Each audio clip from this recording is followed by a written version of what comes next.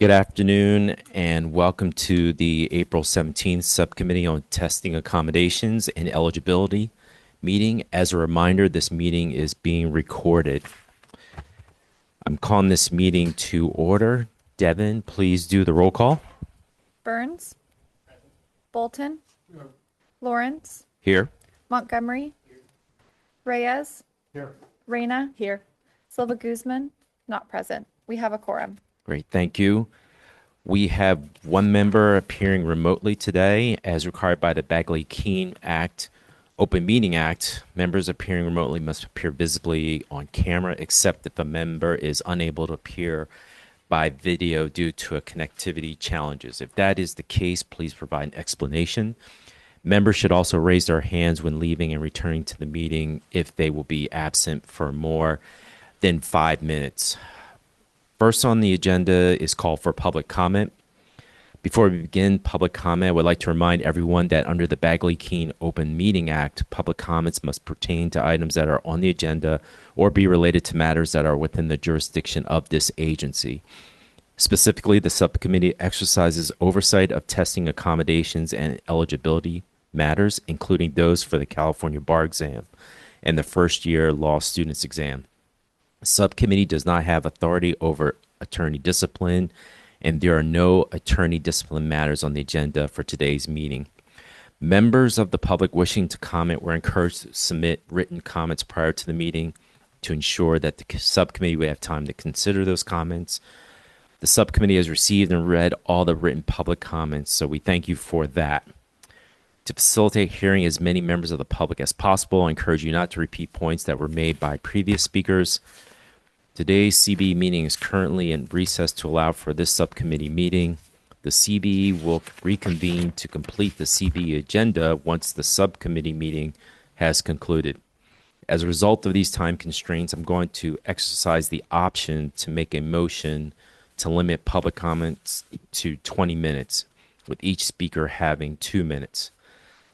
With that said, I make the following motion.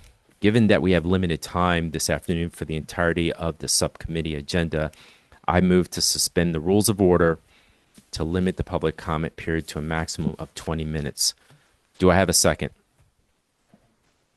Thank you. Okay. For the record, we have provided the motion seconded. Ask the committee coordinator. Devin, do you mind doing the roll call? Burns, Bolton, Montgomery, Reyna, Yes. Reyes, Silva Guzman, not present. Lawrence, Yes. with 6 ayes and 0 nays, the motion carries. Thank you. For those who are participating by Zoom video, you should have a function for virtually raising your hand.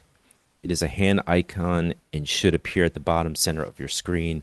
If you wish to address the subcommittee, please click on the hand icon now, and the committee coordinator will call on you in the order that hands are raised. For those who are participating by phone, you may virtually raise your hand by pressing *9. That is the star key, then number 9. Doing so will alert staff that you would like to make a comment, and the committee coordinator will call on you and open your microphone so that you can address the subcommittee. Staff will have an on-screen countdown timer visible to all attendees during the duration of your public comment. The timer's 2-minute countdown will begin as soon as you start your comment. The on-screen timer will flash throughout the final 10 seconds.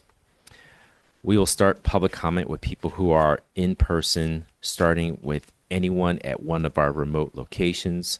Then we will move to those who signed up in advance. The committee coordinator will now call on members of the public who are in person at one of our remote locations. We do not have anyone in the San Francisco office wishing to make public comment, so we'll now turn to our advanced signups. Our first signup is from Jessica Jacobs. Hello, thank you. As I said this morning, I will continue to speak up. Proactively, I asked admissions staff and the committee for a 2-week extension to submit a signature just past their internal, unpublished, non-statutory deadline. I showed good cause. My request was denied without explanation. Yet just days later, the admissions office failed to meet their own 180-day deadline for an update to my moral character application. And this deadline is published in the rules. And only when I notified the bar about the missed deadline did I get invited to an informal conference, which would be, and I quote, most likely sometime in July. Keep in mind, the only blemish on my moral character application stems from an accusation of dishonesty by admissions staff, a claim for which I have repeatedly been denied due process and never once been able to defend. I filed a petition for review with the Supreme Court requesting that it instruct staff to follow all state bar rules rather than selectively choosing which ones to enforce. And your general counsel asked me for a 20-day extension, which I readily agreed to for one reason: it was the right thing to do. I leave you with these questions. Why are you selectively enforcing the rules? Why are you wasting resources in litigating something so trivial? Why, when the rules support my eligibility, do you not want me to sit for the bar?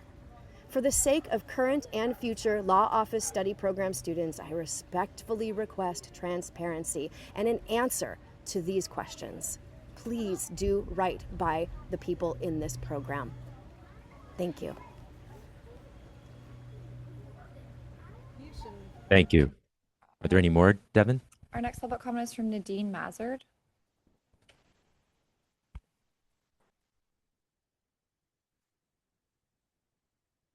Nadine, you've been unmuted.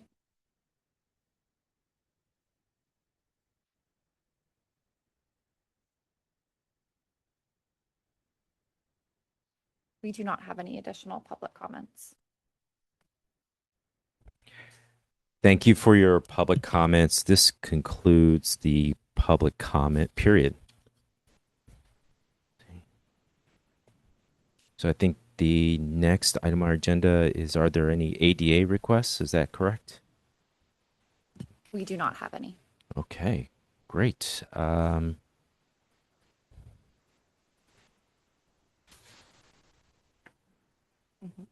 So I think the next part is our open session minutes. We're looking for approval of our February 4th, 2026 Subcommittee on Testing Accommodations and Eligibility meeting open session minutes.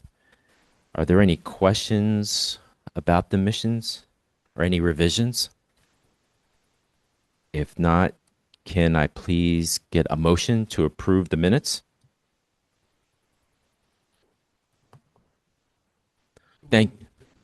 So we got Josh with the motion and seconded by Dr. Bolton.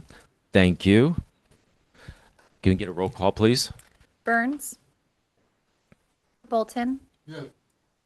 Montgomery? Reyes? Abstain. Reyna? Yes. Silva Guzman, not present. Lawrence? Yes. With 5 ayes and 0 nays, the motion carries. Thank you. At this time, the subcommittee will move to closed session pursuant to Business and Professional Code and Government Code. Subcommittee members joining remotely, please use the closed session link Christina sent this morning.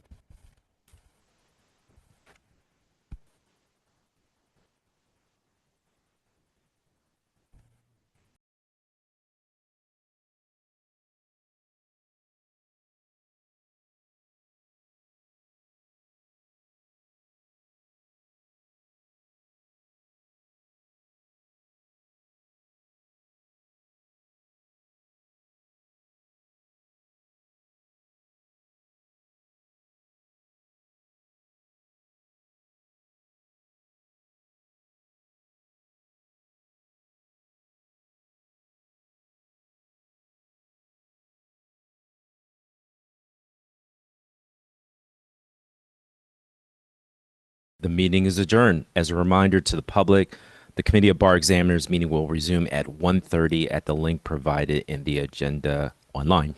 Thank you very much.